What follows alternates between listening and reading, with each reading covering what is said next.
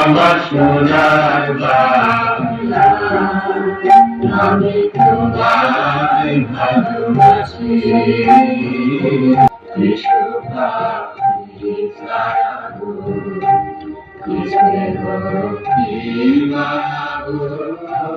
সম্মানিত সুধী, আজ 16 ডিসেম্বর মহান বিজয় দিবস।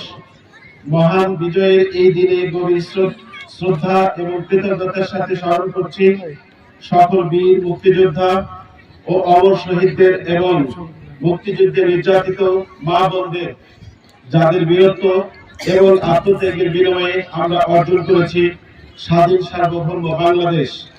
সেই সাথে শ্রদ্ধা ভরে স্মরণ করছি 2024-এর গণ অভ্যুত্থানে আহত ও নিহত সকল শহীদ ছাত্র জনতাকে। 16 ডিসেম্বর এটি আমাদের গৌরবের, বিজয়ের আর আনন্দ অশ্রু মাখা এক মুক্তির দিন। আজ থেকে ঠিক 54 বছর আগে এই দিনে আমাদের প্রিয় বাংলাদেশ বিজয়ের আনন্দে উদ্ভাসিত হয়েছিল। দীর্ঘ 9 মাসের রক্তক্ষয়ী যুদ্ধের পরে আমরা পেয়েছিলাম স্বাধীনতার স্বাদ। পৃথিবীর বুকে আত্মপ্রকাশ করেছিল বাংলাদেশ নামে স্বাধীন সার্বভৌম দেশ।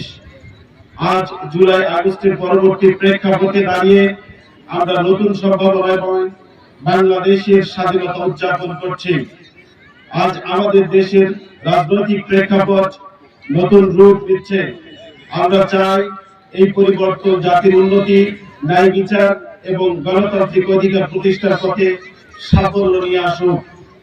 পরিবর্তিত এই সম্ভাবনাময় দিনে আমাদেরকে বৈষম্যহীন, ক্ষুধা ও দারিদ্র্যমুক্ত একটি নতুন বাংলাদেশ গড়ার প্রতিজ্ঞা করতে হবে। আমাদের যুব সমাজ, আমাদের তরুণ প্রজন্ম আজ আশার আলো জ্বালিয়ে রেখেছে। তাদের মধ্যে লুকিয়ে আছে সম্ভাবনার শক্তি, ভবিষ্যতের চাবিকাঠি। এই প্রজন্মের কাঁধে আমাদের দেশের উন্নয়নের ভার, আর তাদের হাত ধরে আমরা যেতে চাই নতুন এক স্বপ্নময় দিগন্তে। বিজয় দিবসের চেতনা শুধু অতীতের নয়, এটি আমাদের ভবিষ্যৎ গঠনের পাথেয়। যাদের আত্মত্যাগে আমাদের এই দিন সম্ভব হয়েছে, সেই বীরদের সম্মানে আমাদের উচিত জাতিকে সমৃদ্ধির পথে এগিয়ে নেওয়ার প্রতিজ্ঞা করা। দেশের প্রতিটি নাগরিকের অধিকার রক্ষা, সাম্যের ভিত্তিতে সমাজ নির্মাণ এবং সুষ্ঠু গণতান্ত্রিক ব্যবস্থা গড়ে তোলার জন্য আমরা অঙ্গীকারাবদ্ধ। আমাদের তরুণ প্রজন্ম যেন তাদের দক্ষতা, মেধা এবং পরিশ্রম দিয়ে দেশের নাম উজ্জ্বল করতে পারে, সে দায়িত্ব আমাদের। দেশের প্রযুক্তি, শিক্ষা এবং শিল্পের প্রতিটি ক্ষেত্রকে বিশ্বমানের দিকে এগিয়ে নেওয়া আমাদের লক্ষ্য। সম্মানিত উপস্থিতি, বিজয় দিবসের চেতনায় উদ্বুদ্ধ হয়ে আসুন আমরা আরো একবার নতুন করে শপথ নিই। প্রিয় বাংলাদেশকে স্বপ্নের সেই উচ্চতায় পৌঁছানোর জন্য আমাদের একতাবদ্ধ প্রচেষ্টা চালিয়ে যায়। আমাদের দেশ যেন শান্তি, প্রগতি এবং সুখের প্রতীক হয়ে ওঠে।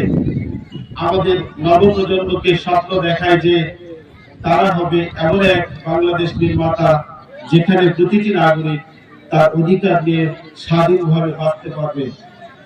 প্রিয় সুধী, বিজয় দিবসের এই মহান দিনটিতে আসুন আমরা স্মরণ করি সেই সব অকুতোভয় বীরদের, যাদের অবদানে আমরা স্বাধীনতা পেয়েছি।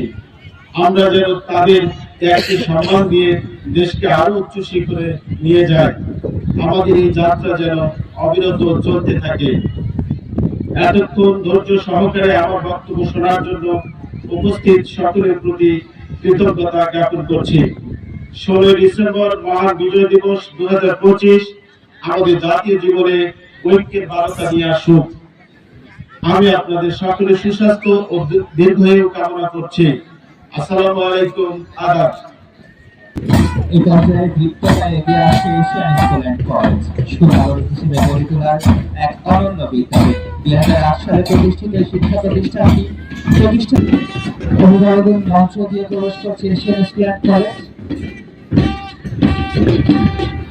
নেতৃত্বে রয়েছে তানভীর আহমেদ, প্রশিক্ষক মোহাম্মদ জয়নাল আবেদীন।